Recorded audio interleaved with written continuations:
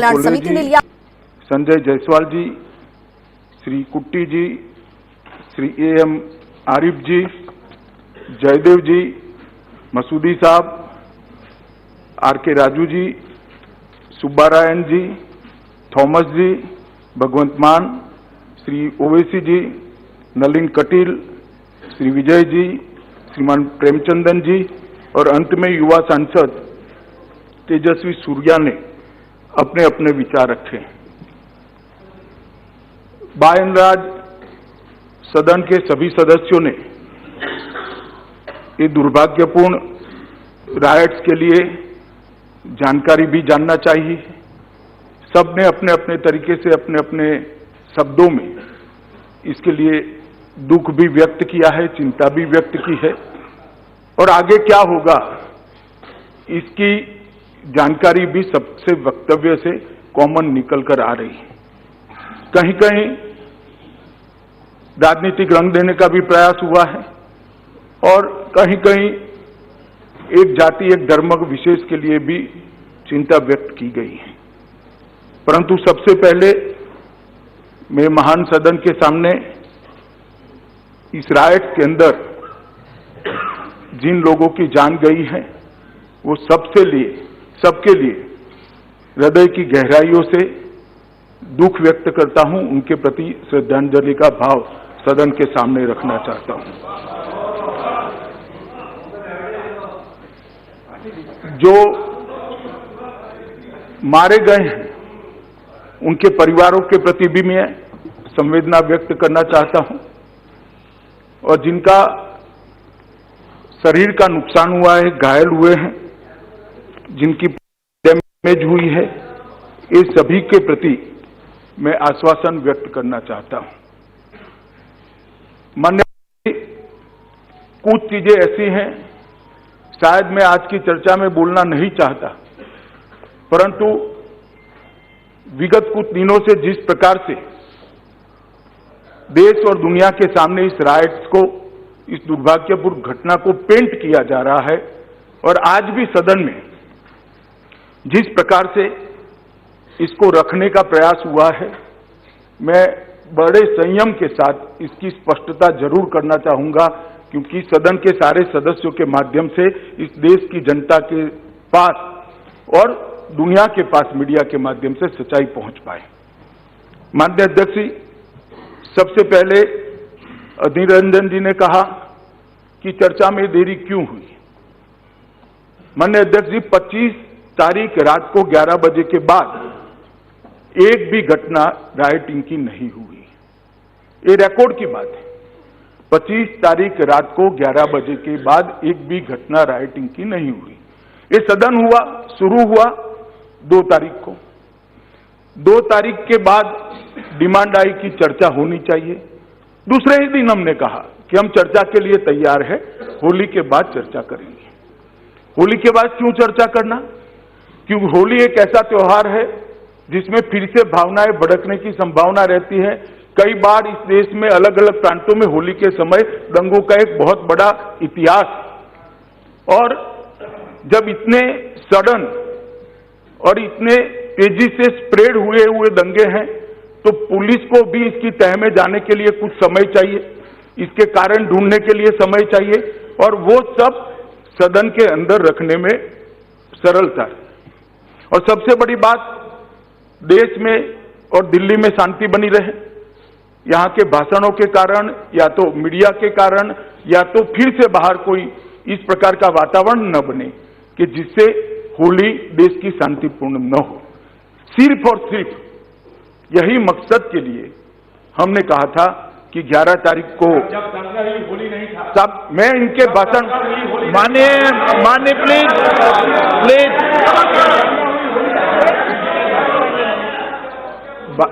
मैं अधीर रंजन जी को ये कहना चाहता हूं, होली के कारण दंगा हुआ ऐसा नहीं कहता मैं। चर्चा क्यों? अरे सुनिए तो भाई, एक अध्यक्ष जी, ये तो ठीक नहीं है, हम कभी खड़े नहीं। Please Adhir Ranjan ji, please.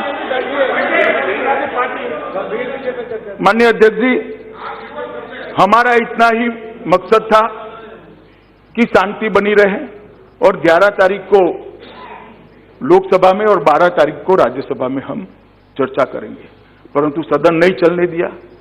ठीक है, खैर अपनी अपनी पार्टी का एक अपना अपना स्टैंड होता है। सदन चलने नहीं दी, ये बात सही है। भाई साहब, माने प्लीज माने प्लीज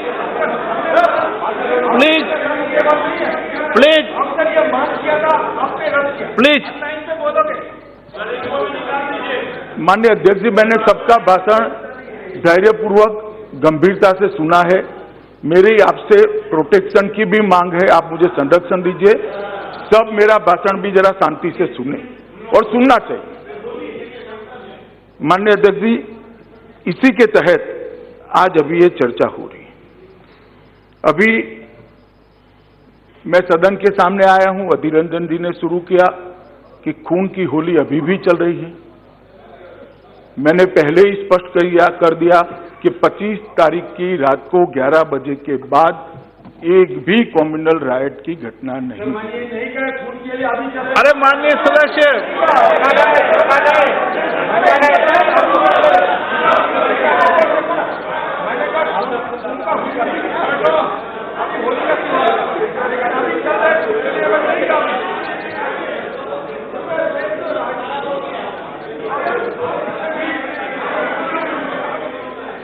माननीय अध्यक्ष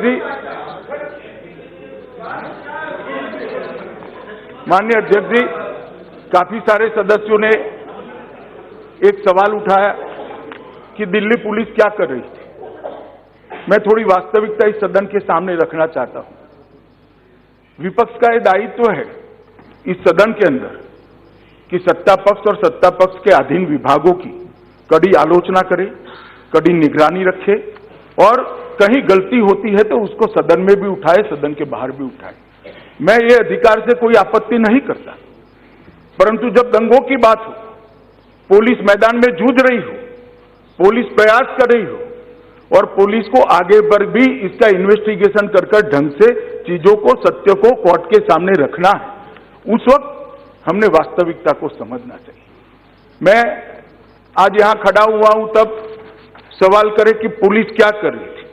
माननीय अध्यक्ष जी, दिल्ली की जनसंख्या 1.70 करोड़ है, 1.70 करोड़, और जहां दंगा हुआ वहां की आबादी 20 लाख। पुलिस का सबसे बड़ा काम था और मैं इसके लिए दिल्ली पुलिस को प्रशंसा भी करना चाहता हूं और शाबाशी भी देना चाहता हूं कि सुनिए ना, मेरी बात तो समाप्त होने दीजिए।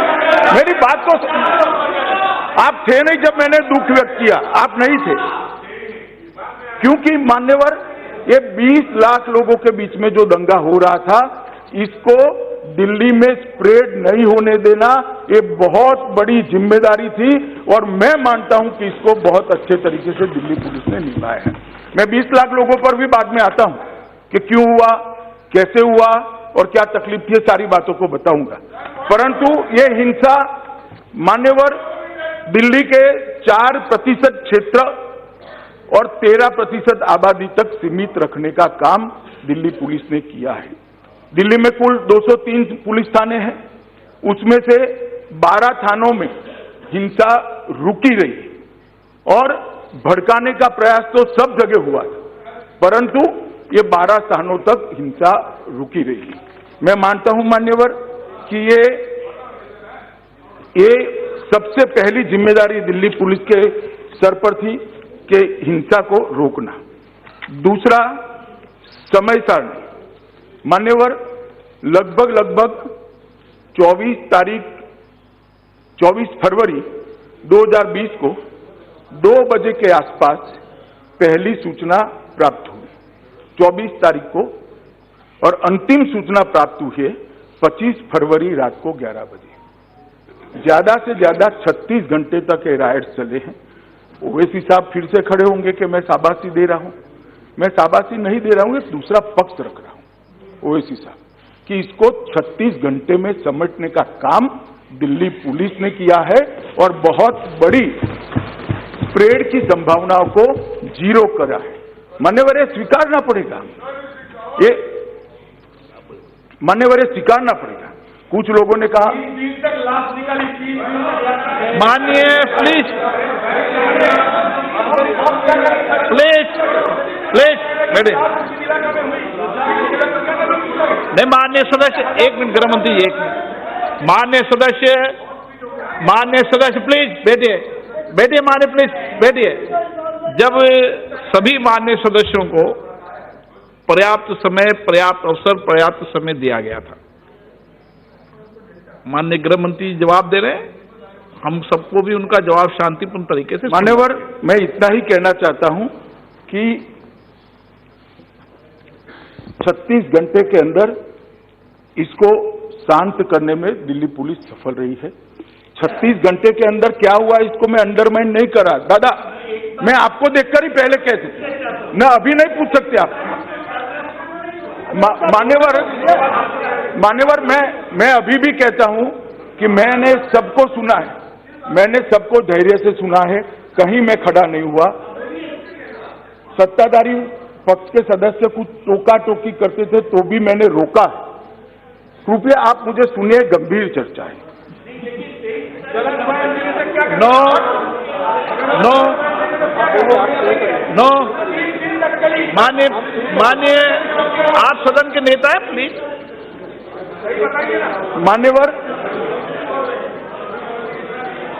मान्यवर श्रीमान सौगत राय जी ने और काफी सारे सदस्यों ने मेरे बारे में भी सवाल उठाए। आपको मेरे बारे में सवाल उठने का अधिकार है और आप उठा सकते हो, परंतु तथ्यों के साथ तोड़फोड़ करने का किसी को अधिकार नहीं। उन्होंने कहा कि मैं वहां ट्रंप के कार्यक्रम में बैठा था। मान्यवर श्रीमान ट्रंप का कार्यक्रम पहले से तय था, मेरी कॉन्स्टिट्यूएंसी में था, मेरा जाना भी पहले तय था और मैं अगले दिन गया, उस वक्त कोई घटना नहीं थी। 2 बजे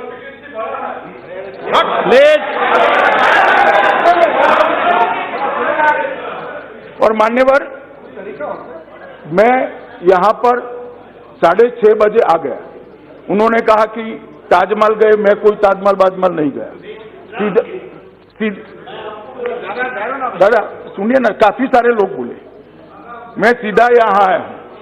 उसके बाद दूसरे दिन राष्ट्रपति भवन पर श्रीमान ट्रंप की अगवानी हुई, मैं नहीं गया था।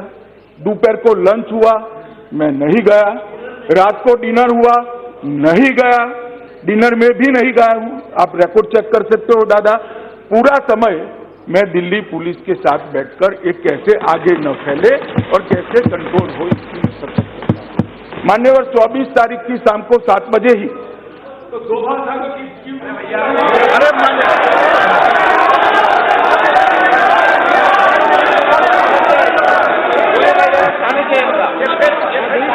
बोलने नहीं दूंगा। आप शांत रहिए।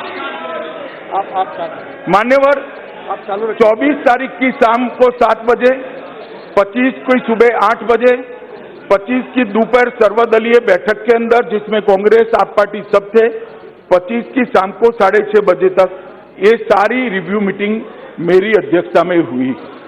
मैंने ही ये एनएसए का सवाल उठाया। मैं ये पूरे सदन के माध्यम से देश भर को कहना चाहता हूं, जब दंगे होते हैं तब किसकी क्या जिम्मेदारी होती है वो नहीं देखते। मैंने ही श्री अजीत डोभाल को विनती करी थी कि आप जाइए, पुलिस का मनोबल बढ़ाइए, और मेरी ही विनती पर वो वहां गए। दूसरी बात,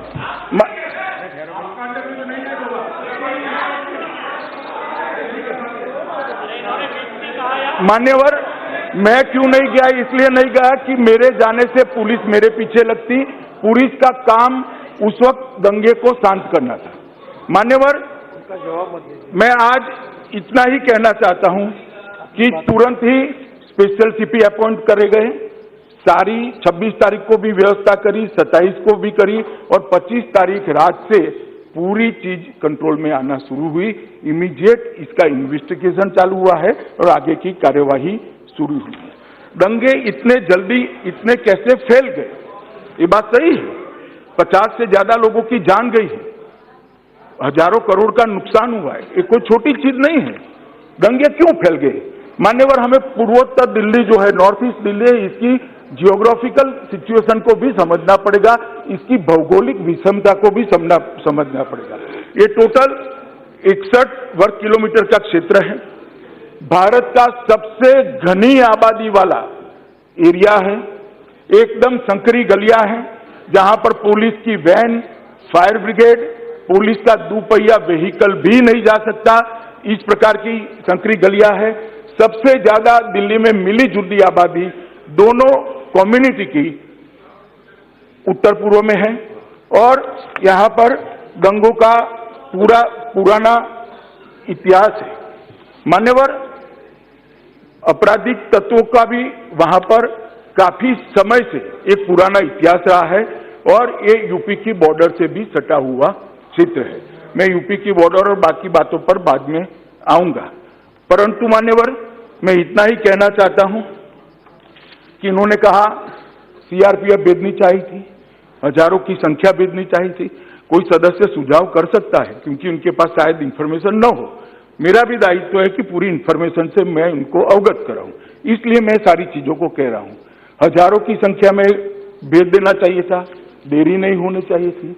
कुछ लोगों ने कहा मिलिट्री ला देनी चाहिए थी। मान्यवर, 22 तारीख को और 23 तारीख को 17 कंपनी दिल्ली पुलिस की, 13 कंपनी सीएपीएफ की, कुल 30 कंपनी एक क्षेत्र में पहले से ही वातावरण को देखते हुए हमने रखी थी। बाद में मैं आता हूं वातावरण क्यों ऐसा हुआ उसमें।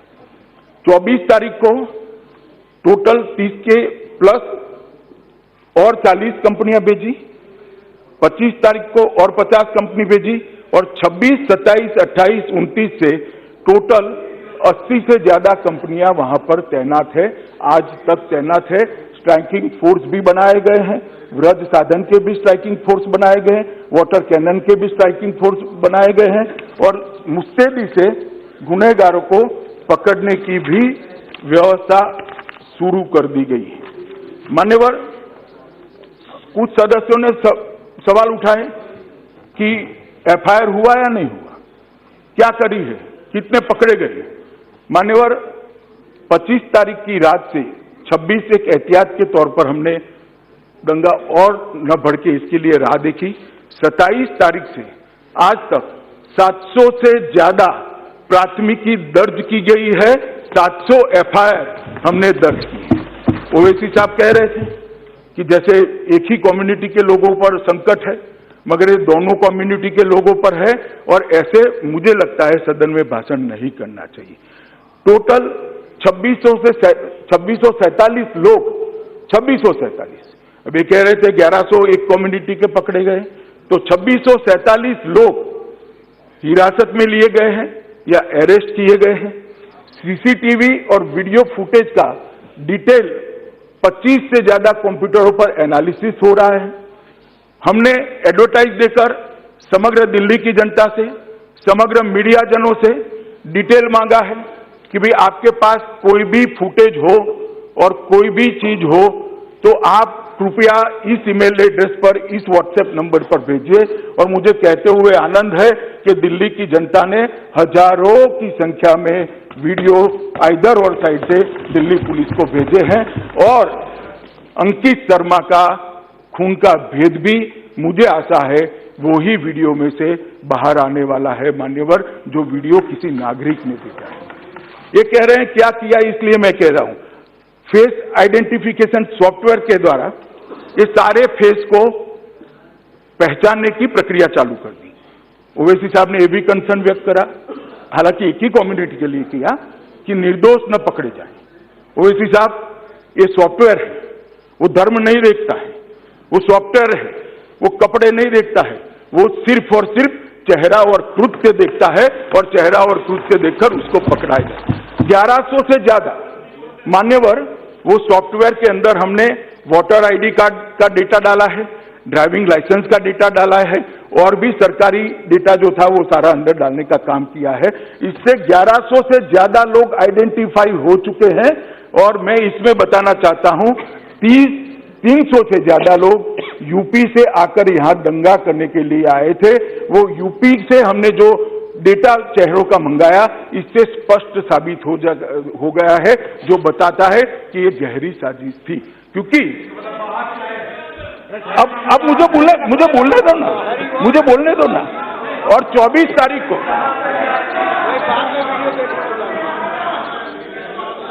मान्यवर 24 तारीख की रात को 10 बजे यूपी की बॉर्डर सील कर दी गई थी। सबसे पहला काम यूपी की बॉर्डर सील करने का करा था। उसके बाद भी 300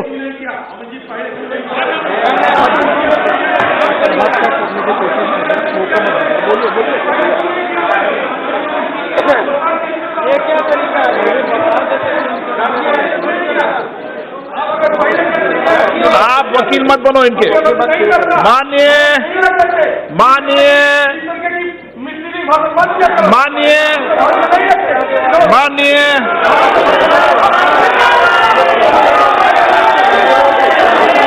माननीय सदन में सुनकर जाओ पूरी बात।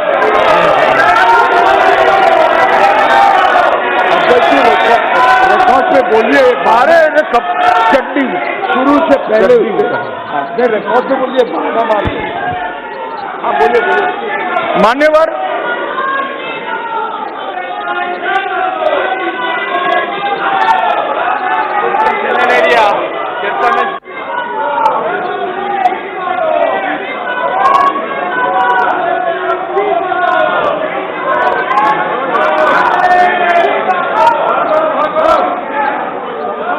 नहीं दिया।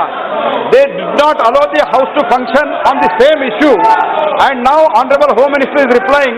They are walking out. They do not want to listen because they do not have the courage to listen. What is the fact and how it was controlled? This is the hypocrisy of the Congress party. मैं माननीय सदस्य आग्रह करूंगा कि आप